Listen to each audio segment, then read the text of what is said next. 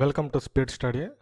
మనం ఈ వీడియోలో జూన్ నెల ఫస్ట్ టు 15th వరకు జరిగినటువంటి ముఖ్యమైన అంశాలు కరెంట్ అఫైర్స్ని చూద్దాం. ఫస్ట్ అంతర్జాతీయంగా ఏం జరిగింది అనేది ఫస్ట్ స్టార్టింగ్లో చూద్దాం.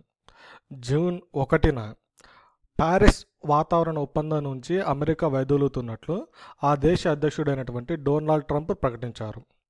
ప్రపంచంలోనే అత్యధిక కాలుష్యానికి కారణమవుతున్న దేశాల్లో అమెరికా రెండవది. ఈ ప్యారిస్ ఒప్పందం అనేది 90 దేశాలు అంగీకరించాయి. తాజా నిర్ణయంతో ఈ ఒప్పందాన్ని అంగీకరించని సిరియా, నికారాగువా దేశాల సరసన అమెరికా చేరింది. అమెరికా ప్రయోజనాలకు అనుకూలంగా ఉండేలా కొత్త షరతులతో ఇదే ఒప్పందంలో కొనసాగడమా లేదా కొత్త ఒడంబడికను రూపొందించడమా అన్న దానిపై చర్చలు జరుపుతామని ట్రంప్ స్పష్టం చేయడం జరిగింది. అసలు ఈ ప్యారిస్ ఒప్పందం ఏంటి? వాతావరణ మార్పులపై ఐక్యరాజ్య సమితి ఒడంబడిక నిబంధనావళి UNFCCC కింద 195 దేశాలు 2015 డిసెంబర్ 12న ప్యారిస్ ఒప్పందానికి అంగీకారం తెలిపాయి.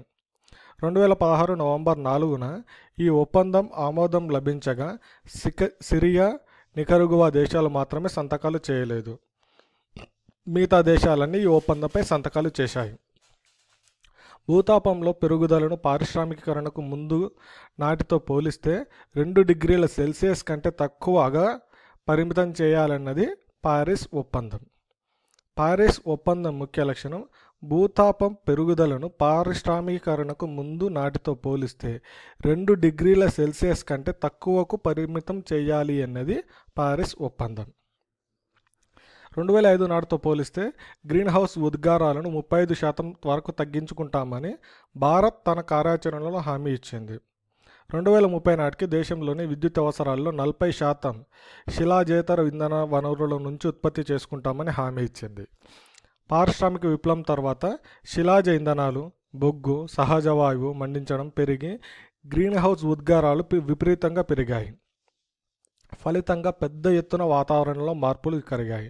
మంచు కరగడం, సముద్ర మట్టాలు పెరగడం జరిగింది. కార్బన్ డయాక్సైడ్ తలసరి ఉద్గారాలు ఏడాదికి ఏ దేశం ఎంత విడుదల చేస్తుందో ఇందులో చూద్దాం. అమెరికా 16.4 ఉద్గారాలను, Russia 12.5, Germany 9.4, China 7.6, Britain 7.1, France 5.1, Bharat 1.6. ఇది ఇంతవరకు మనం ప్యారిస్ ఒప్పందం చూసాం. నెక్స్ట్ చైనా వివాదాస్పద సైబర్ భద్రత చట్టాన్ని చైనా అమల్లోకి తీసుకొచ్చింది. దీని కింద అంతర్జాతీయ సంస్థలు కీలకమైన డేటాను దేశంలోనే భద్రపరచాల్సి ఉంటుంది.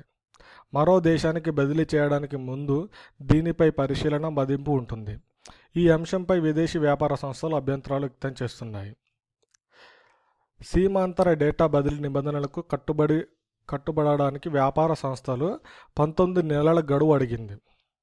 ఈ చట్టం ప్రకారం ఒకవేళ ఆన్లైన్లోనే తమ సమాచారం దుర్వినియోగం అవుతుంది అనుకుంటే దాన్ని తొలగించాలని సర్వీస్ ప్రొవైడర్లను అడిగే హక్కు వినియోగదారులకు ఉంటుంది. నెక్స్ట్ జూన్ 2న వృద్ధాప్యం ముసలితనం కారణంగా సింహాసనాన్ని వదులుకోవడానికి జపాన్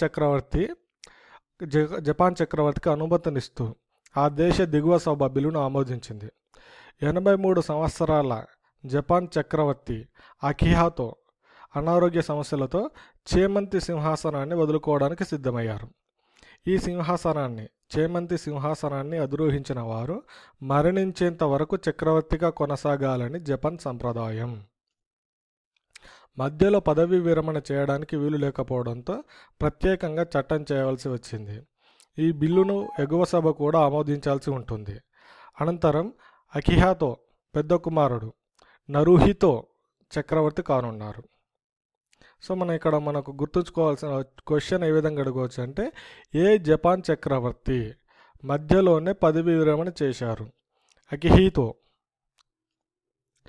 భారత సంతతికి చెందిన న్యాయకోవిదుడు Amul Thapar America appeal court న్యాయమూర్తిగా డొనాల్డ్ ట్రంప్ నియమించాడు. అప్పీల్ కోర్టు న్యాయమూర్తిగా ఈయన నియామకాన్ని ఇటీవల సెనెట్ ఆమోదించింది.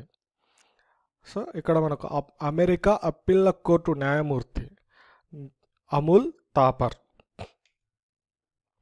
ఐర్లాండ్ తదుపరి ప్రధానిగా భారత సంతతికి చెందిన లియో వరద్కర్ ఎంపికయ్యారు. ప్రస్తుత ప్రధాని ఎంజాడ్ కిండి రాజీనామాతో జరిగిన అధికారిక ఫైన్ గేల్ పార్టీ అంతర్గత ఎన్నికల్లో 60% ఓట్లతో వరద్కర్ గెలిచారు. ఐర్లాండ్కు అత్యంత పిన్న వయస్కుడిగా, తొలి మైనారిటీ ప్రధానిగా, అదేవిధంగా తొలి స్వలింగ సంపర్కుడిగా ఈయన రికార్డు సృష్టించారు. జూన్ 13న జరగనున్న పార్లమెంట్ సమావేశాల్లో ఆయన అధికారికంగా బాధ్యతలు అందుకోనున్నారు. వరద్కర్ తండ్రి అశోక్ వరద్కర్ ముంబై నుంచి ఐర్లాండ్కు వెళ్ళినవారు. 2015లో స్వలింగ వివాహాలపై రెఫరెండం నిర్వహించిన సందర్భంగా తాను స్వలింగ సంపర్కుడునని వరద్కర్ ప్రకటించారు. 2007లో వరద్కర్ డబ్లిన్ వెస్ట్ స్థానం నుంచి ఐర్లాండ్ దిగువ సభకు ఎన్నికై మంత్రిగా పనిచేశారు. కుంభకోణాల కారణంగా ప్రధాని కెన్నీ రాజీనామాతో వరద్కర్ ప్రధానిగా ఎన్నికయ్యారు. నెక్స్ట్ జూన్ 3న అణు క్షిపణి పరీక్షలు నిర్వహిస్తున్న ఉత్తర కొరియాపై ఆంక్షలు విధిస్తూ ఐక్యరాజ్య సమితి భద్రతా మండలి ఏకగ్రీవంగా తీర్మానించింది.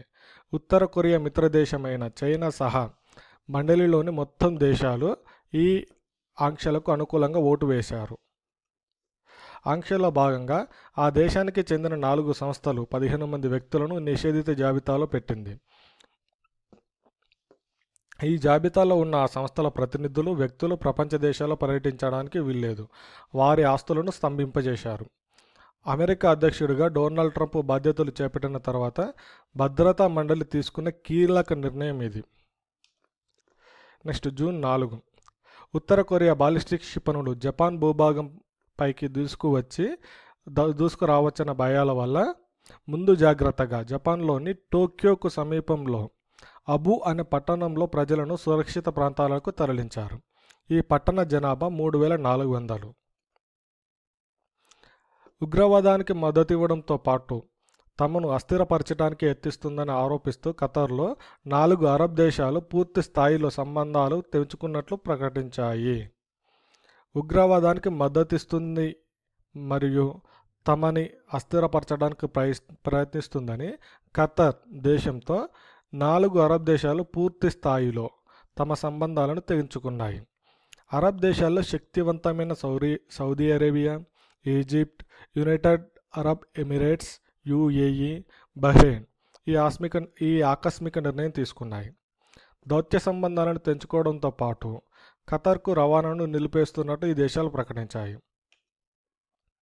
నెక్స్ట్ నేపాల్ నూతన ప్రధానమంత్రిగా షేర్ బహదూర్ దేవుబా ఎన్నికయ్యారు. నేపాల్ కాంగ్రెస్ అధ్యక్షుడైన దేవుబా ప్రధానిగా బాధ్యతలు నిర్వహించడం ఇది 4వసారి. నేపాల్లో ఏ పార్టీకి ఆధిక్యం రాకపోయేసరికి సంకీర్ణ ఆధిక్యంతో వంతుల వారిగా అధికారాన్ని పంచుకునే ఒప్పందం మీద తొలుత మావోయిస్టు నేత అయినటువంటి పుష్పకమల్ దహన్ ప్రచండ 9 నెలల పాటు ప్రధానిగా బాధ్యతలు నిర్వహించి గత నెలలో రాజీనామా చేయడం జరిగింది. దేవుబా నేపాల్కు 40వ ప్రధానమంత్రి. ఇతను ఇదివరకే 1995-97, 2001-2, 2004-5 మధ్యలో నేపాల్ ప్రధానిగా పనిచేశారు. ఆయన ప్రధానిగా ఉన్న సమయంలోనే 1996లో మహంకాళి నది నీటి పంపకానికి భారత్, నేపాల్ మధ్య చారిత్రక ఒప్పందం కుదిరింది. మహంకాళి నది నీటి ఒప్పందం ఎవరి హయాంలో జరిగింది? నేపాల్ ప్రధాని అయినటువంటి దేవుబా నేపాల్క్ 1996లో. ఖతార్తో 4 అరబ్ దేశాలు సంబంధాలు తెంచుకున్న నేపథ్యంలో మరో 2 దేశాలు కూడా వాటి బాటలో నిలిచాయి. ఒకటి యెమెన్, ఇంకోటి మాల్దీవులు. సౌదీ అరేబియా, లిబియా, ఈజిప్ట్ దేశాల్లో ఇస్లాం తీవ్రవాదులకు ఖతార్ అండదండలు అందిస్తుందని ప్రధాన ఆరోపణ. Muslim Brotherhood, al-Qaeda, Islamic state మరికొన్ని తీవ్రవాద సంస్థలకు ఖతార్తో సన్నిహిత సంబంధాలు ఉన్నట్లు పొరుగు దేశాలు భావించాయి. అరేబియా ద్వీపకల్పంలో ఉన్న దీవి మాదిరిగా ఉండే అత్యంత ధనిక దేశం ఖతార్. దీనికి 3 వైపులా సముద్రం, ఒకవైపు సౌదీ అరేబియా, సముద్రానికి అవతల వైపు ఇరాన్ ఉంటాయి. ఖతార్ విస్తీర్ణం 11,500 చదరపు కిలోమీటర్లు, జనాభా 26 లక్షలు. ఇందులో ఖతార్ ప్రజలు 3.13 లక్షల మంది. మిగిలిన వారు దాదాపు 23 లక్షల మంది ఇతర దేశాల నుంచి వచ్చి స్థిరపడిన వారు. ఖతర్లో భారత సంతతి వారు అత్యధికంగా 25% ఉన్నారు. బంగ్లాదేశ్కు చెందినవారు 10.7%, శ్రీలంక నుంచి వెళ్ళిన వారు 5.6%, పాకిస్తాన్ 4.8% మంది ఉన్నారు. ఎన్నో సంవత్సరాల పాటు బ్రిటిష్ సంరక్షణలో ఉన్న ఖతర్కు 1971లో స్వతంత్రం లభించింది. అప్పటి నుంచి అల్ ధనీ కుటుంబం ఖతర్ను పరిపాలిస్తుంది. ప్రపంచవ్యాప్తంగా ఏ దేశంలోనూ లేనంత అధిక తలసరి ఆదాయం $68,940 ఖతర్ ప్రత్యేకత. ఖతర్లో 2012 గణాంకాల ప్రకారం 15 బిలియన్ బ్యారెళ్ల చమురు నిల్వలున్నాయి. ప్రపంచవ్యాప్తంగా ఉన్న సహజ వాయువు నిల్వల్లో 13% ఖతర్లోనే ఉన్నాయి. ఖతర్లో స్థిరపడిన భారతీయులు 2015లో మన దేశానికి $3.98 బిలియన్ పంపించారు. విదేశాల్లోని భారతీయులు స్వదేశానికి పంపే మొత్తంలో ఖతర్ వాటానే అధికం. ఖతర్, భారత్ మధ్య $18 బిలియన్ ద్వైపాక్షిక వాణిజ్య ఒప్పందం నడుస్తుంది. మన దేశానికి LNG లిక్విఫైడ్ న్యాచురల్ గ్యాస్ అత్యధికంగా సరఫరా దేశం Qatar. America military central command ఖతర్లో ఉంది. గల్ఫ్ దేశాల్లో ఇది అతిపెద్ద అమెరికా మిలిటరీ స్థావరం. దాదాపు 10,000 మంది అమెరికా సైనికులు ఇక్కడ నుంచి పనిచేస్తున్నారు. ఇరాక్, సిరియా ప్రాంతాల్లోని ఇస్లామిక్ స్టేట్ స్థావరాలపై దాడులు చేయడానికి ఈ కేంద్రాన్ని అమెరికా సైన్యం వినియోగిస్తుంది. సాధారణంగా తీవ్రవాద సంస్థలు గ్రూపులతో చర్చలు, సంప్రదింపులు సాగించేందుకు ఏ దేశమైనా ముందుకు రాదు. కానీ ఖతర్ వివిధ తీవ్రవాద సంస్థలతో చర్చలు జరుపుతుంది. ఇరాక్లో షియా మిలిటెంట్ నుంచి ఖతర్కు రాజకుటుంబీకులను విడిపించుకుంది. సిరియా యుద్ధంలో చిక్కుకున్న బందీలను విడిపించుకుంది. అల్ఖైదా బందీలుగా ఉన్న వారిని బయటకు రప్పించడానికి ఖతర్ ప్రభుత్వం చొరవ చూపింది. ఆఫ్ఘనిస్తాన్ ప్రభుత్వం, తాలిబాన్ల మధ్య చర్చలకు ఖతర్ వీలు కల్పించింది. ఈజిప్ట్లో స్వల్పకాలంలో అధికారాన్ని చెలాయించిన ముస్లిం బ్రదర్హుడ్ సంస్థతో ఖతర్కు సంబంధాలున్నాయి.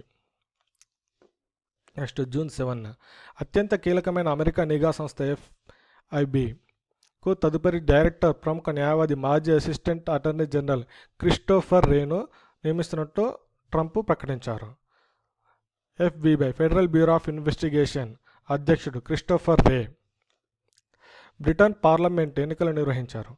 దీనికి బ్రిటన్ పార్లమెంట్కు చివరిసారిగా 2015లో ఎన్నికలు జరగగా బ్రిటన్ అధ్యక్షుడైనటువంటి కామెరూన్ బ్రెగ్జిట్ విధానంతో తన పదవిని కోల్పోవాల్సి వచ్చింది. ఫలితంగా థెరెసా మే ప్రధాని బాధ్యతలు చేపట్టారు.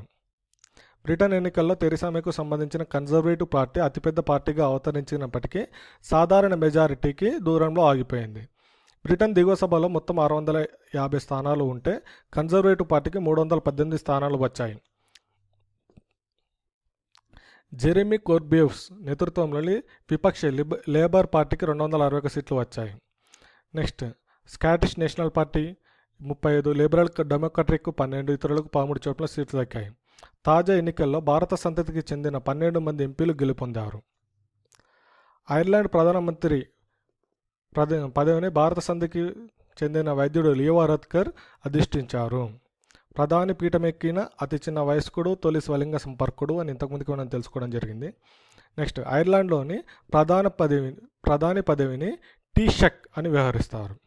పార్లమెంట్లో జరిగిన ఓటింగ్లో లియో నియామకం ఖరారైంది. 57 ఓట్లు అనుకూలంగా, 50 ఓట్లు వ్యతిరేకంగా వచ్చాయి. 47 మంది ఓటింగ్లో పాల్గొనలేదు. అమెరికా ఫెడరల్ రిజర్వ్ వడ్డీ రేట్లను 0.5% పెంచింది. ఇకపై వడ్డీ రేట్ల కొత్త శ్రేణి 1 నుంచి 1.25% ఉండనుంది. దీంతో ఈ ఏడాదికి ఇప్పటి వరకు వడ్డీ రేట్లను 2 సార్లు పెంచినట్టు మార్చిలో కూడా వడ్డీ రేట్లు 0.25% మేర పెంచింది. UN federal reserve chairman Janet Yellen. ఇవి మనకు జూన్ ఫస్ట్ హాఫ్లో జరిగినటువంటి అంతర్జాతీయ విశేషాలు. Thank you for watching my channel and please subscribe to my channel Speed Study for more updates and daily current affairs.